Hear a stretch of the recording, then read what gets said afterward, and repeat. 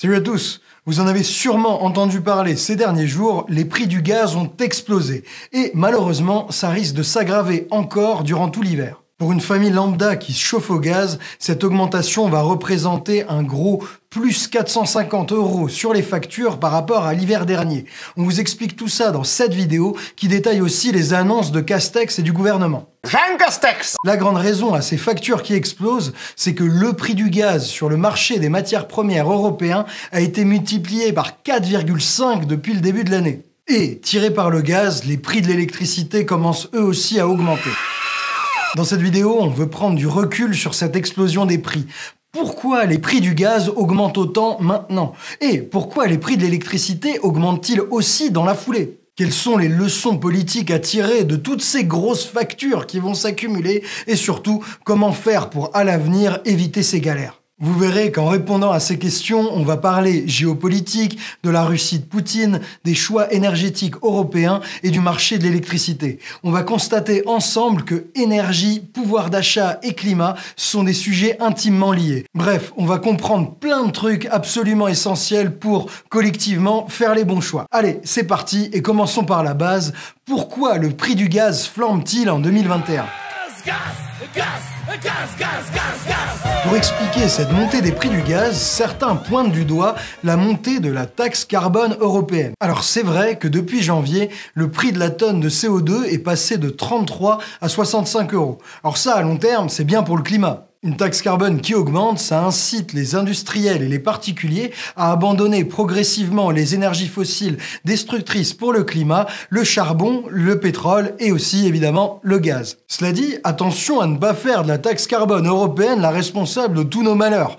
Elle n'est responsable que d'une petite partie de l'augmentation des prix du gaz, même pas 20% en réalité. Non, la principale raison qui explique cette montée des prix du gaz, c'est un déséquilibre entre l'offre et la demande de gaz. Les pays producteurs de gaz n'en produisent pas assez pour satisfaire la demande mondiale. Toute la question, c'est pourquoi. Alors d'abord, pendant la crise Covid, de nombreux projets d'exploitation de nouveaux gisements gaziers ont été ralentis, voire carrément mis à l'arrêt, ce qui a contracté l'offre de gaz. C'est pareil pour le pétrole, et d'ailleurs, on en parlait il y a un peu plus d'1 an sur notre site Osons Comprendre, en alertant sur les possibles pénuries à venir. Donc quand on vous dit que nos vidéos du site, elles aident à comprendre le monde, on vous ment pas. Bon, face à cette offre de gaz en berne, quid de la demande? Ça vous a pas échappé, après le Covid, l'économie repart de plus belle. Et ça a entraîné une hausse de la demande de gaz, notamment en Asie. Ça fait 1 an que l'Asie, et la Chine en particulier, attirent à prix d'or les méthaniers du monde entier. Les méthaniers, c'est des gros bateaux chelous pleins de gaz que vous avez peut-être déjà vus en photo. Si la plupart des méthaniers filent en Asie, alors l'Europe, elle doit se reposer sur ses pipelines et ses fournisseurs habituels de gaz. Et là, on a un problème.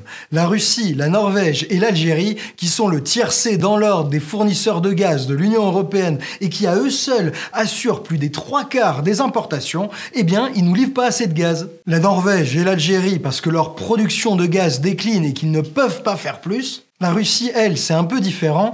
Elle est soupçonnée de jouer la montre avant l'ouverture du gazoduc Nord Stream 2, made in Gazprom, qui la reliera directement à l'Allemagne et que les États-Unis essayent de retarder. Et d'un autre côté, elle fait face sur son propre territoire à une demande de gaz plus importante que prévu et à des réserves en baisse. Ce bordel sur le marché du gaz entre offre et demande, il est responsable de plus de 80% de la hausse des prix que connaît l'Union européenne. Bref, taxe carbone et bordel sur le marché, ça fait que les fournisseurs de gaz comme Engie, ils doivent acheter leur gaz plus cher sur le marché des matières premières et ça, mécaniquement, ça fait grimper les factures. Maintenant qu'on a compris pourquoi les prix du gaz explosent, passons à l'électricité.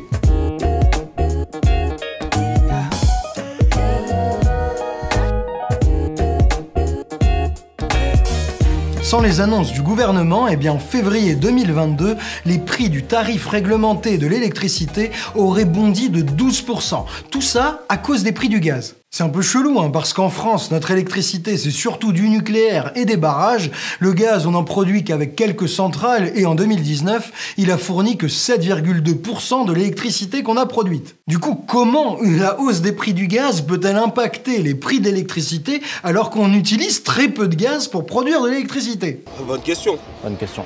Bonne question. Pour comprendre ça, eh bien, il faut comprendre comment est fixé dans l'Union européenne le prix de l'électricité. Et pas n'importe quel prix, le prix de gros. Le prix de gros de l'électricité, c'est le prix que payent les fournisseurs d'électricité, EDF, Total Direct Energy, Alterna, Enercop ou qui vous voulez, pour acheter de l'électricité sur le marché et ensuite le revendre à des clients, des particuliers comme vous ou moi. Ce prix de gros est pas facile à fixer parce qu'à chaque instant, l'électricité produite, elle vient de plein de sources différentes. Le vendredi 1er octobre à midi, par exemple, eh bien l'électricité française, elle était produite à 72% par des centrales nucléaires, à 10% par des panneaux solaires, à 9% par des éoliennes, et ainsi de suite. Et il y avait qu'un tout petit pourcent d'électricité qui était produite à partir de gaz. Chacune de ces sources, vous le comprenez bien, elle produit de l'électricité avec des coûts différents. Pour une éolienne, un panneau solaire ou un barrage au fil de l'eau, produire de l'électricité là, le vendredi à midi, eh bien ça coûte quasiment rien.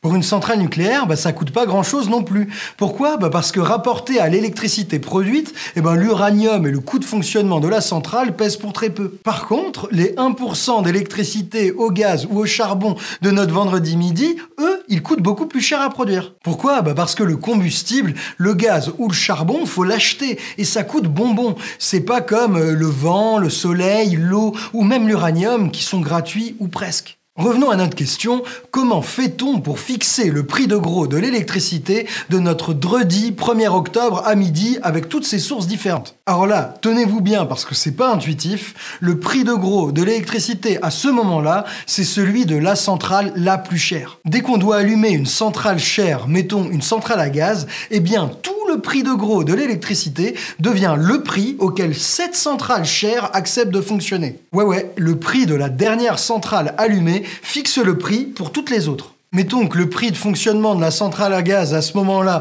ce soit 150 € le mégawattheure, eh bien on va filer ce prix non seulement à la centrale à gaz, mais à toutes les autres, à la centrale nucléaire, aux éoliennes, aux panneaux solaires, aux barrages et à toutes les sources qui ont produit de l'électricité à cet instant précis. Là, vous venez de comprendre pourquoi le gaz, qui ne produit que 7% de toute l'électricité qu'on produit dans toute l'année, peut avoir une telle influence sur le prix de l'électricité. Dès qu'on en utilise ne serait-ce qu'1%, alors tout le prix de l'électricité est aligné sur le prix du gaz. Et là, avec les prix du gaz qui explosent, y a le prix d'électricité qui explose aussi, et qui est-ce qui trinque ? C'est Bibi sur ses factures. Et ça, c'est assez injuste. Pourquoi je dis que c'est injuste ? Alors dis-nous pourquoi. C'est injuste parce que si le consommateur, nous, on y perd à cette flambée des prix du gaz, il y a certains acteurs qui, eux, gagnent beaucoup. Ceux qui gagnent beaucoup, c'est les producteurs d'électricité, et en France, le producteur quasi hégémonique, c'est EDF.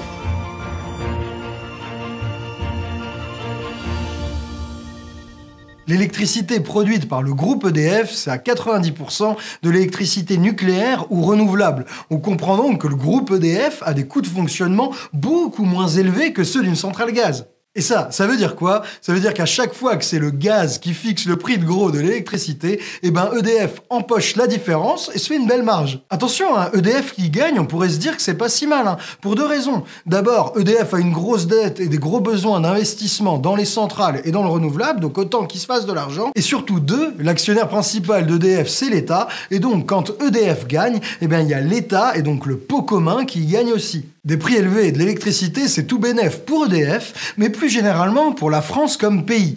Comme on exporte plus d'électricité qu'on en importe, si les prix de l'électricité sont élevés, nos voisins, ils vont acheter nos électrons à prix d'or. Et ça fait que par exemple, en 2019, les exportations d'électricité nous ont rapporté 2 milliards d'euros net. Et évidemment, avec la montée des prix, ça pourrait être bien plus cette année. Et ça, est-ce que ça veut dire que l'augmentation des prix d'électricité, c'est génial ? Non. Bon, déjà, parce que ça pénalise le consommateur, et en particulier les ménages les plus modestes, et ça pénalise aussi les entreprises, et particulièrement les entreprises très consommatrices d'électricité, mais surtout, plus généralement, payer artificiellement très cher une électricité qui, en réalité, n'a pas coûté si cher à produire, ça a des conséquences néfastes. À cause de ces prix élevés, notre électricité, elle est moins intéressante, moins compétitive face au gaz, au charbon et au pétrole. Ça fait que notre système de fixation des prix de l'électricité, il pénalise artificiellement la transition énergétique. Avec tout ça en tête, on comprend que le ministre Bruno Le Maire,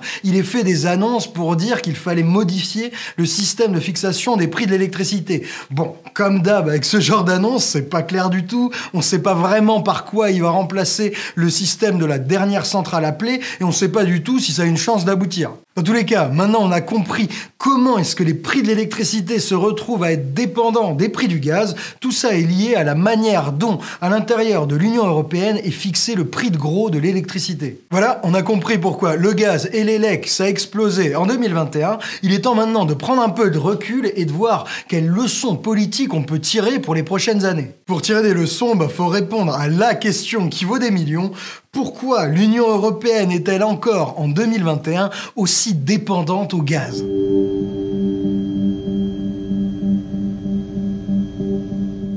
On va donc être obligé d'expliquer les choix énergétiques de l'Union européenne qui, ces dernières années, sur le gaz, sont très problématiques. Autant, ces dernières années, l'Union européenne a insisté pour accélérer la sortie hors du charbon, l'énergie fossile la plus émettrice de gaz à effet de serre, autant elle a été extrêmement conciliante avec le gaz. Déjà, poussée par l'Allemagne, l'Union européenne a validé l'énorme projet de gazoduc russe Nord Stream 2. À ce propos, l'ONG Corporate Europe Observatory a fait un super taf dernièrement pour documenter tout le travail de l'ombre du lobby pro-gaz et les gouvernements qui soutiennent les projets gaziers. N'hésitez pas à aller regarder leur travail, c'est souvent super quali. Bon, Nord Stream, ça c'est le passé. Mais là, en ce moment, il se passe un truc méga important. La Commission européenne travaille à établir une liste des énergies durables qui pourront être financées à taux d'intérêt réduit. On appelle ça dans le jargon la taxonomie verte de l'Union européenne. Et bien là, dites-vous que, toujours en suivant le forcing de l'Allemagne,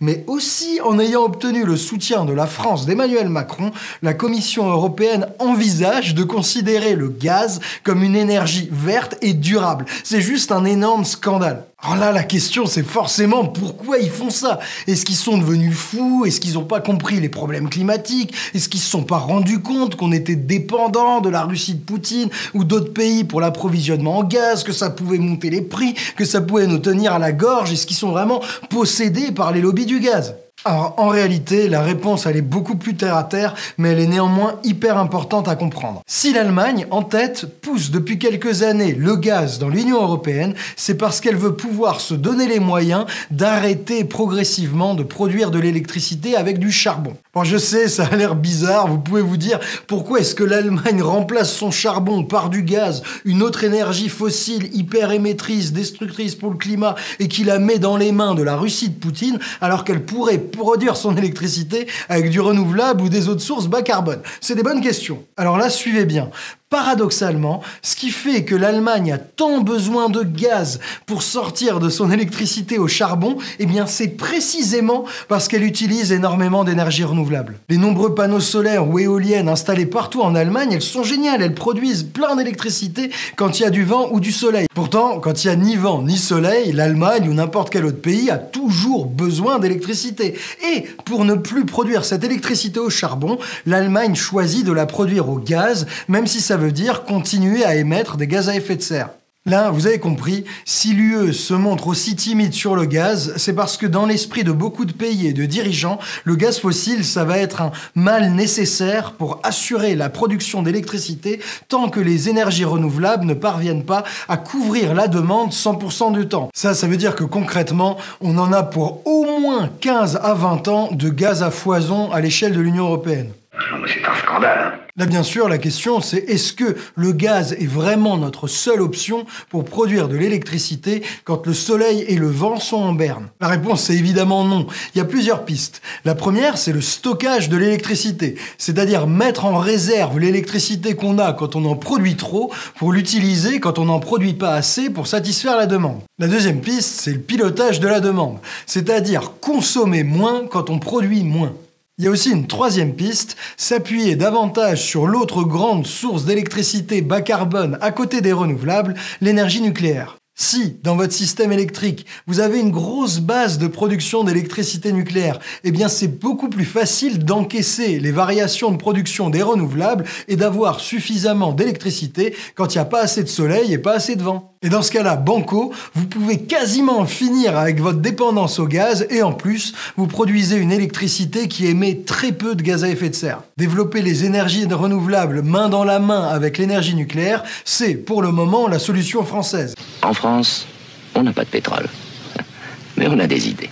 Mais évidemment, l'Allemagne et tous les autres pays opposés à l'énergie nucléaire, ils sont radicalement contre. Voilà pourquoi l'Union européenne envisage d'inclure le gaz dans sa taxonomie verte. Tant pis si ce choix nous engage dans cette énergie fossile calamiteuse pour le climat, et tant pis si ce choix augmente notre dépendance stratégique à la Russie de Poutine qui, déjà aujourd'hui, assure près de la moitié de nos importations de gaz. Vous comprenez bien que géopolitiquement, si on fait du gaz une énergie verte et qu'on fait Nord Stream 2, ça va fragiliser l'Union européenne dans toutes les négociations en face de la Russie de Poutine. Ça, c'est la grande histoire, celle qui se joue à l'échelle du continent, mais notre dépendance au gaz, elle s'explique aussi par des choix franco-français, et notamment l'énorme retard de notre pays dans la rénovation thermique des bâtiments. En France, le gaz, on l'utilise pas trop pour l'électricité, on l'utilise surtout pour chauffer nos maisons, nos appartements, nos bureaux et nos bâtiments publics. Évidemment, mieux isoler tous ces bâtiments, c'est diminuer nos besoins de chauffage, notre consommation d'énergie et donc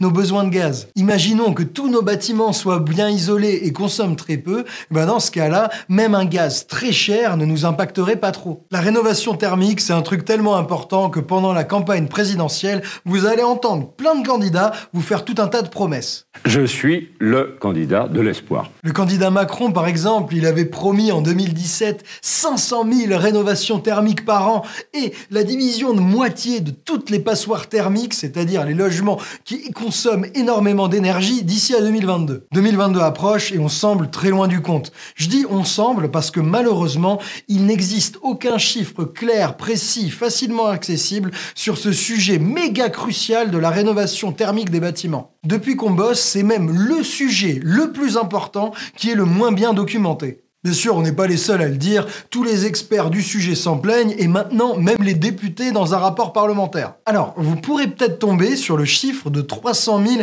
rénovations thermiques par an en ce moment. Ce chiffre, il est très exagéré. Pourquoi ? Parce qu'il considère qu'un simple changement de fenêtre, c'est une rénovation thermique performante. En réalité, pour une rénovation thermique performante, il faut faire beaucoup plus de travaux et ce nombre de rénovations-là est beaucoup moins impressionnant. Mais comme on dit, si vous voulez pas avoir la fièvre, autant casser le thermomètre. Bref, c'est unanime, la France, contrairement à l'Allemagne d'ailleurs, connaît un énorme retard sur la rénovation thermique des bâtiments qui, pourtant, est un des principaux leviers pour diminuer notre dépendance au gaz. Si le sujet vous intéresse, on explique tout ça et tous les autres multiples avantages d'une rénovation thermique dans une des meilleures vidéos de notre site. À elle seule, elle justifie de s'abonner à Osons Comprendre pour voir ce qu'on y fait. Mais trêve de blabla, on arrive à la fin de la vidéo. There is no planet blah, blah blah blah, blah blah blah. On s'est bien mis au clair tous ensemble sur les raisons de l'augmentation des prix du gaz et de l'électricité. Et on est allé beaucoup plus loin. On est remonté aux causes de notre dépendance continue au gaz et on s'est rendu compte que certains choix décisifs qui vont augmenter ou diminuer notre dépendance à cette énergie allaient être pris tout bientôt. Si on veut avoir une chance un jour de sortir du gaz, il faut absolument qu'il ne soit pas classé par l'Union européenne comme une énergie durable. C'est un énorme scandale que la France de Macron, sous la pression de l'Allemagne et des autres pays pro-gaz, soutienne cette aberration. Et si on veut résumer les leçons qu'on doit tirer de cette augmentation des prix du gaz pour la présidentielle, les voici.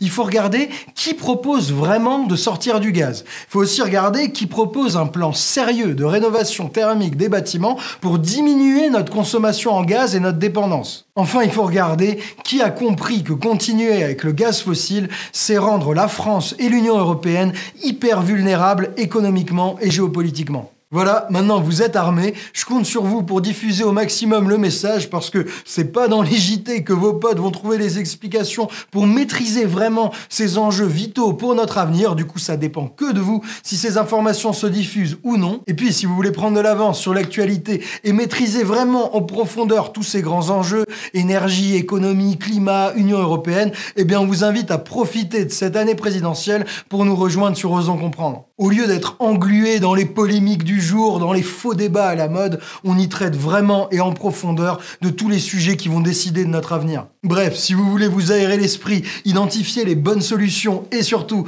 apprendre plein de choses dans la bonne humeur, c'est le moment de nous rejoindre. Voilà, moi je vous dis merci d'avoir regardé cette vidéo jusque-là. Je compte sur vous pour la diffuser. Je vous fais des gros bisous et je vous dis à très vite. Prenez soin de vous.